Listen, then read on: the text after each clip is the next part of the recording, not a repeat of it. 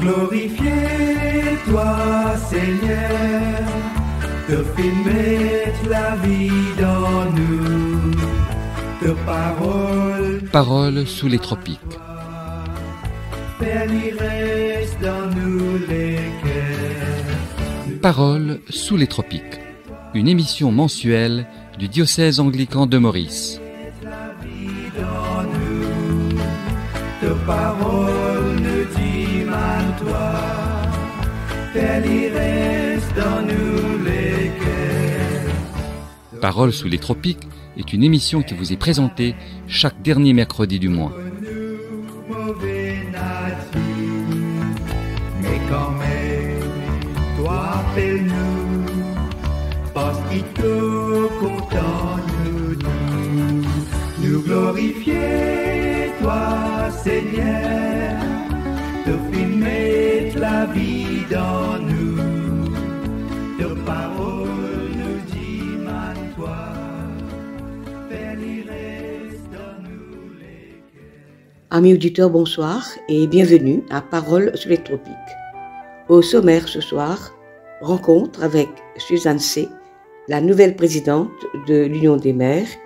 Suzanne a été commissioned ainsi que le conseil diocésain le dimanche 11 mai dernier en la cathédrale Saint-James.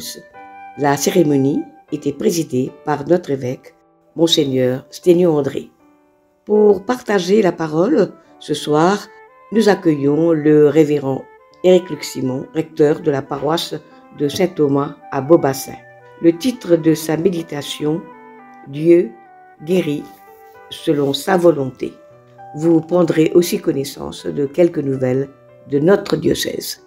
Nous écoutons un chant de louange pour commencer. Jesus should take the highest honor. Jesus shall take the highest praise. Let all earth join heaven in exalting The name which is above all other names. Let's bow the knee in humble adoration. For at his name every knee must bow. Let every tongue confess He is Christ, God's only Son. Sovereign Lord, we give you glory now. For all honor and blessing and power belongs to you, belongs to you.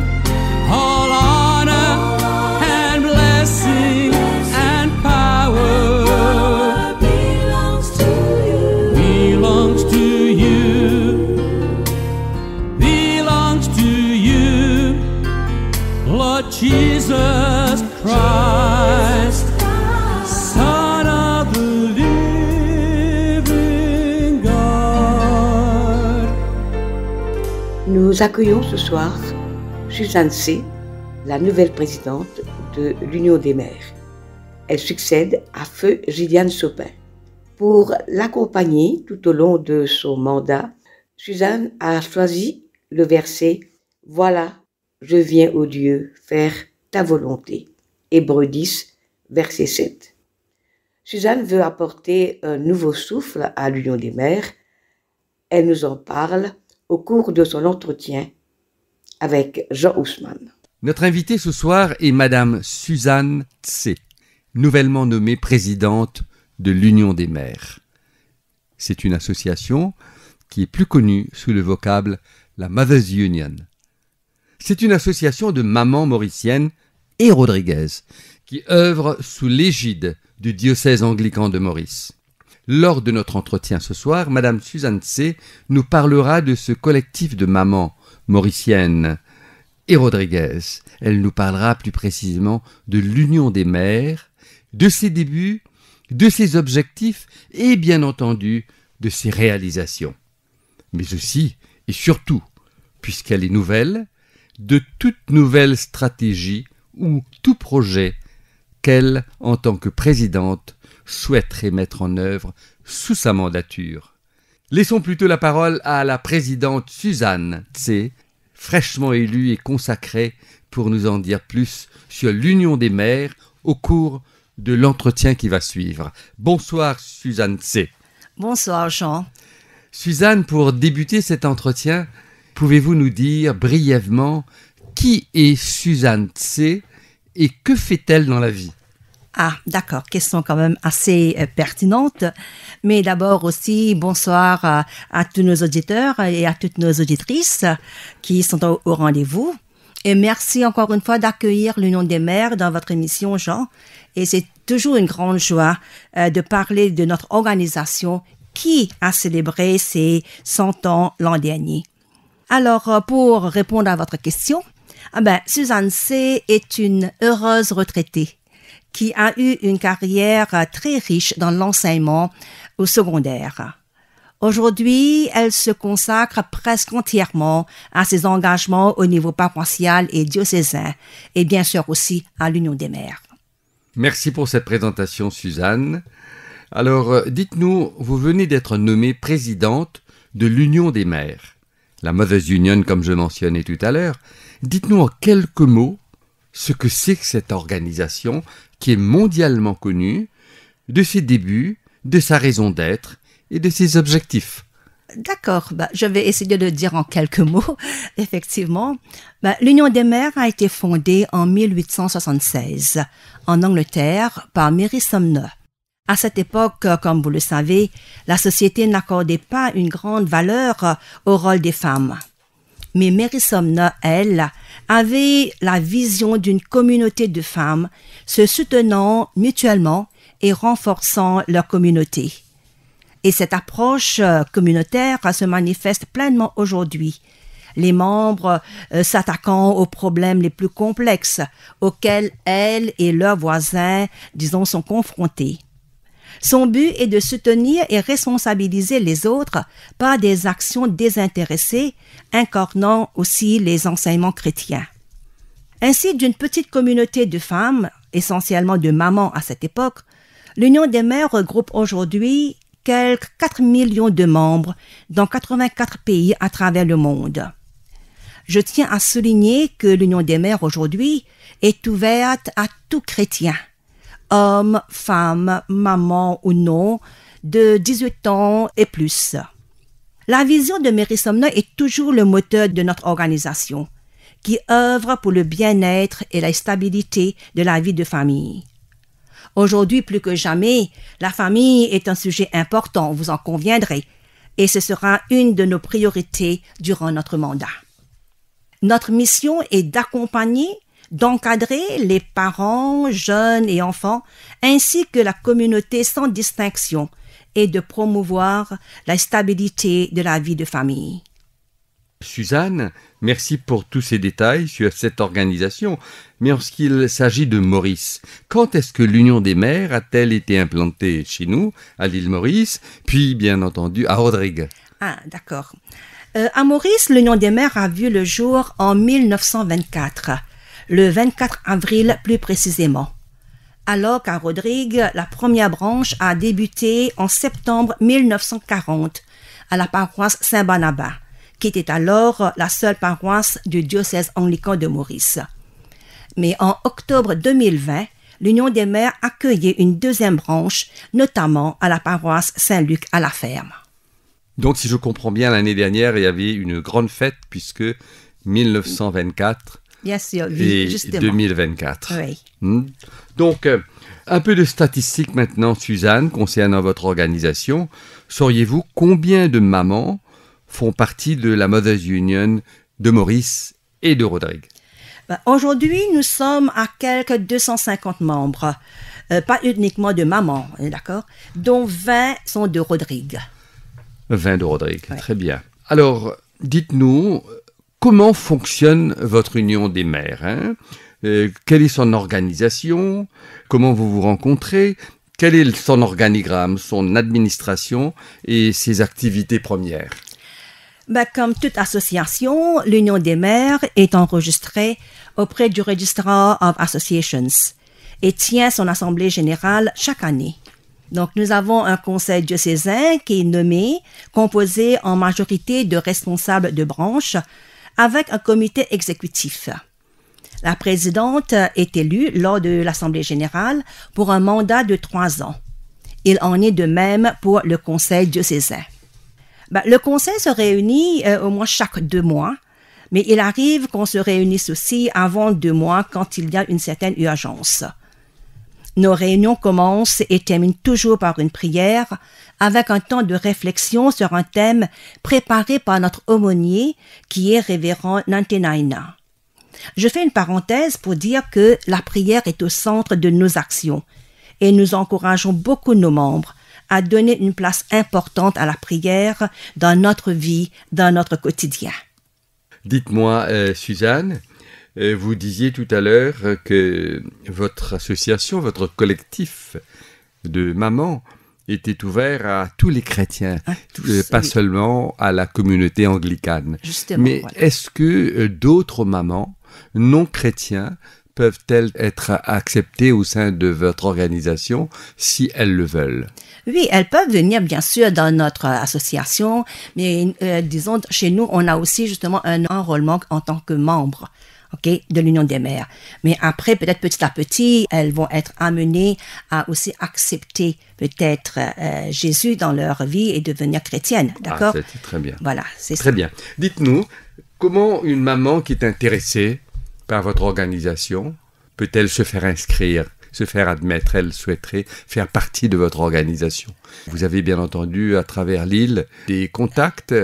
Oui, dans chaque paroisse, nous avons une branche de l'Union des mères, dans chaque paroisse du diocèse.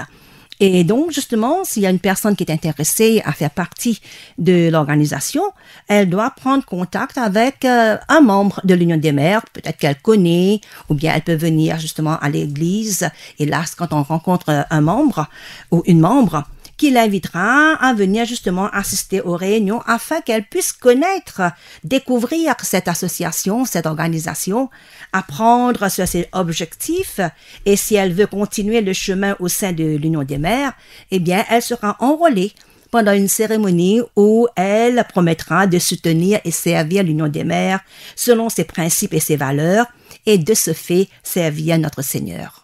Et à votre appréciation, Suzanne, votre collectif de mamans mauriciennes, c'est-à-dire la Mothers Union, est-elle assez connue du grand public? Je l'espère, ou du moins je le souhaite. Et à travers votre émission Paroles sur les tropiques, qui passe sur les ondes de la MBC, j'espère que le public nous écoute et découvre notre organisation, qui ne veut que servir encore plus la société mauricienne ainsi que la société rodriguaise qui font face à divers enjeux sociaux. Nous pensons aussi à d'autres moyens pour nous faire connaître du public, mais nous devons encore travailler dessus pour justement aller encore plus en avant dans la société. Pour vous avez une plus petite idée visible. sur ce que vous souhaiteriez faire? Oui, on a quand une même... porte ouverte, par exemple? Voilà. Non, on a des activités quand on va organiser au niveau national et c'est ainsi, il y aura une certaine visibilité quand même de notre organisation, par exemple. Bien. Très bien. Une question d'ordre général maintenant, si vous le permettez, Madame Tse. Vous savez, je n'ai pas besoin de vous le dire, la société mauricienne est gangrénée par le fléau de la drogue. Les parents sont aux abois, les familles sont disloquées, les enfants tuent leurs parents, tuent les papas, les mamans pour de l'argent afin de se procurer de la drogue, des stupéfiants. Les autorités sont en complet désarroi. Est-ce que les mamans de notre pays, ensemble, et votre collectif en particulier, peuvent être une force de frappe pour endiguer ce fléau social qui ronge et va en grandissant dans notre société? Oui, l'Union des mères n'est pas insensible à ce qui se passe dans notre société.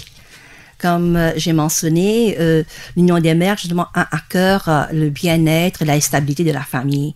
Et donc, tous ces fléaux qui nous touchent aujourd'hui concernent effectivement la famille, comme vous avez mentionné.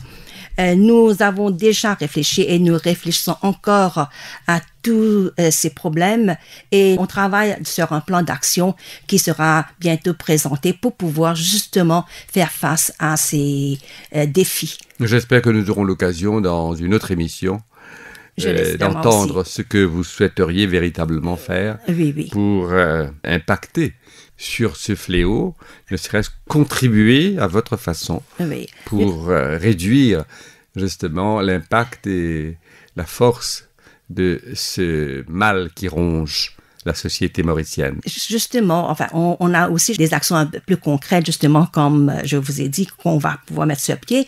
Mais dans le passé, ou même là, tout dernièrement, nous participons à la campagne des 16 jours contre la violence domestique. Une de notre activités que nous faisons au sein de notre groupe, on essaie de conscientiser les familles sur ce problème, sur ce fléau. Nous avions même à un certain moment une cellule, une table d'écoute, mais on pense relancer cette activité. Donc, vous m'aviez un peu devancé, Madame Tsé, dans vos réponses, parce que la prochaine allait être un peu, quelle allait être la stratégie future de votre groupe.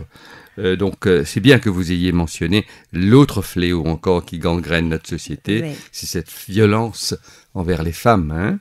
Beaucoup de féminicides, comme ça se passe dans le monde, ça se passe aussi chez nous. Hein? Donc, nous allons clore cet entretien, Madame Suzanne Tsé.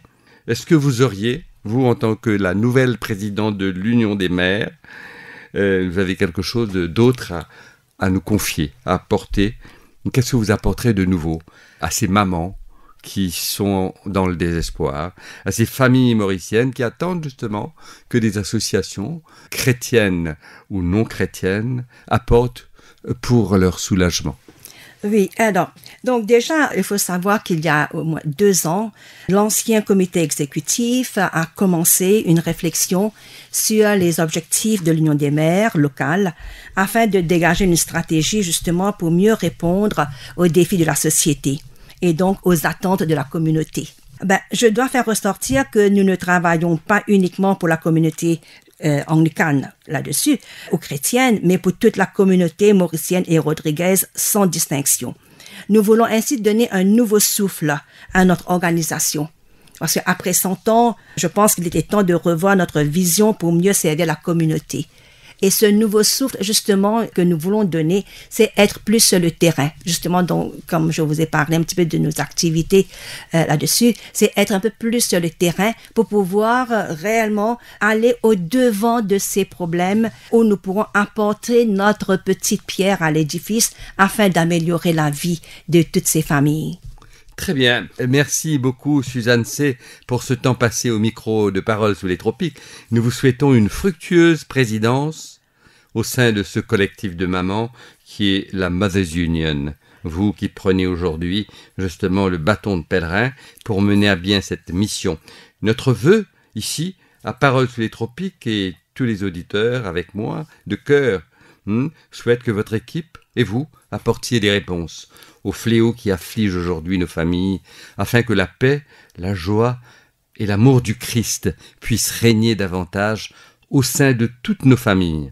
Alors le pays attend justement, Madame Tsé, ce nouveau souffle pour aller au-devant, comme vous venez de le dire, devant ces problèmes assez importants pour l'île Maurice. Merci encore d'être venu ce soir nous parler de votre organisation et nous vous souhaitons bonne chance. Bonsoir Madame Suzanne Tsé. Merci beaucoup encore une fois. Je vous remercie au nom de l'Union des maires d'accueillir notre organisation. C'est nous qui vous remercions. Merci.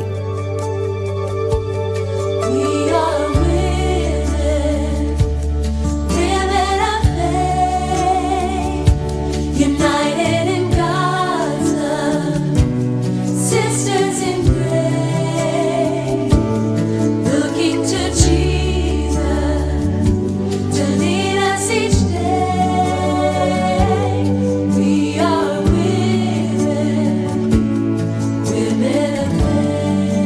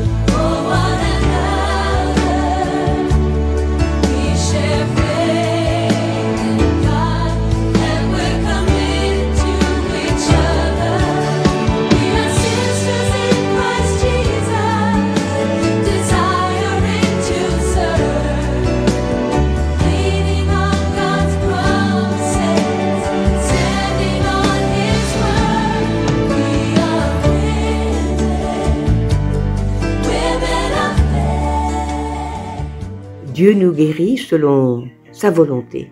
Ce sera le thème de la méditation de révérend Éric Luc-Simon. Il fait référence à l'évangile de Jean au chapitre 5, les versets 1 à 9, que voici. Après cela, il y eut une fête des Juifs et Jésus monta à Jérusalem. Or, à Jérusalem, près de la porte des brebis, il y a une piscine qui s'appelle en hébreu Bethesda et qui a 5 portiques. Sous ces portiques étaient couchés en grand nombre des malades, des aveugles, des boiteux, des paralytiques qui attendaient le mouvement de l'eau. Car un ange descendait de temps en temps dans la piscine et agitait l'eau. Celui qui descendait le premier, après que l'eau avait été agitée, était guéri, quelle que soit sa maladie. Là se trouvait un homme malade depuis 38 ans. Jésus, l'ayant vu couché et sachant qu'il était malade depuis longtemps, lui dit « Veux-tu être guéri ?» Le malade lui répondit « Seigneur, je n'ai personne pour me jeter dans la piscine quand l'eau est agitée. Et pendant que j'y vais, un autre descend avant moi. » « Lève-toi, lui dit Jésus, prends ton lit et marche. » Aussitôt, cet homme fut guéri, il prit son lit et marcha. Évangile du Christ. Écoutons à présent le révérend Éric Luc-Simon. Prions le Seigneur. Dieu Tout-Puissant, reçois favorablement les paroles de ma bouche et les sentiments de mon cœur, ô Éternel, mon rocher et mon libérateur. Amen.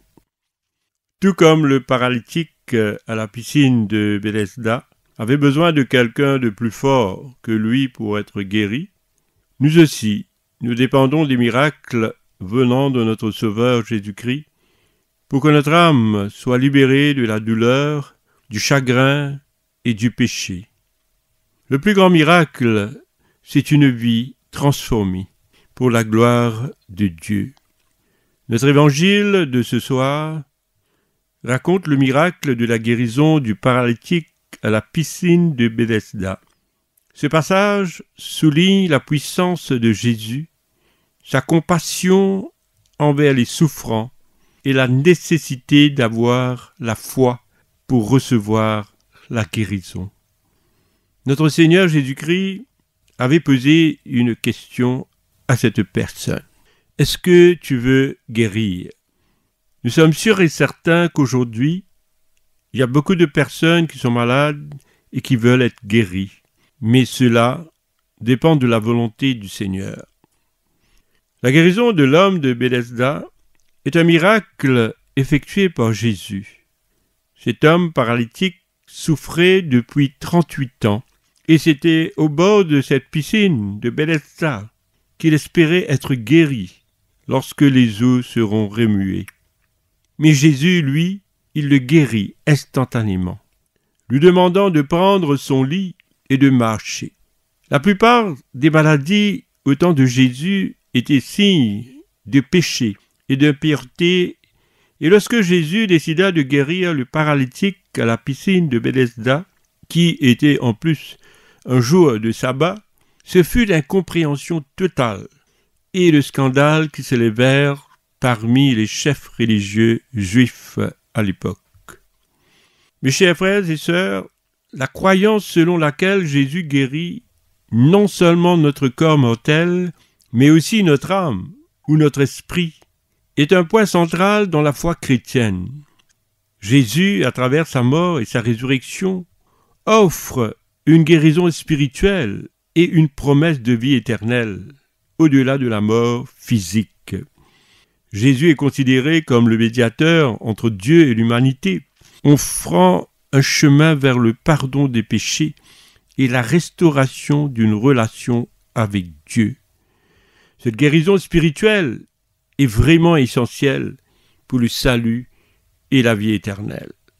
Nous voyons donc qu'il y a deux types de guérison, la guérison physique et la guérison spirituelle.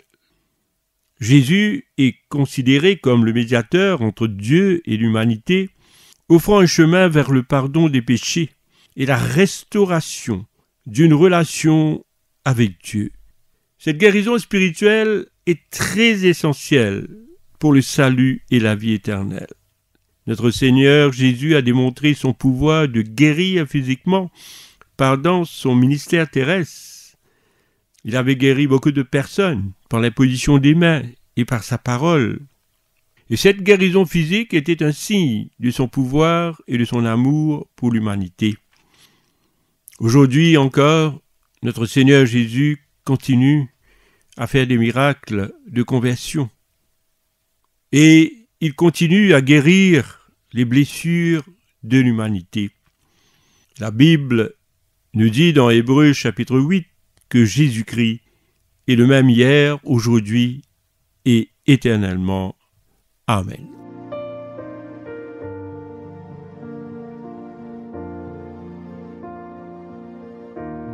À l'approche de la Pentecôte, qui sera célébrée le dimanche 8 juin, demandons au Seigneur de nous remplir de son Esprit Saint, qu'il vienne faire sa demeure dans nos cœurs et affermir notre foi, qu'il nous donne la joie et l'espérance et que nous soyons chaque jour un peu plus semblables à Jésus, afin que le monde le connaisse.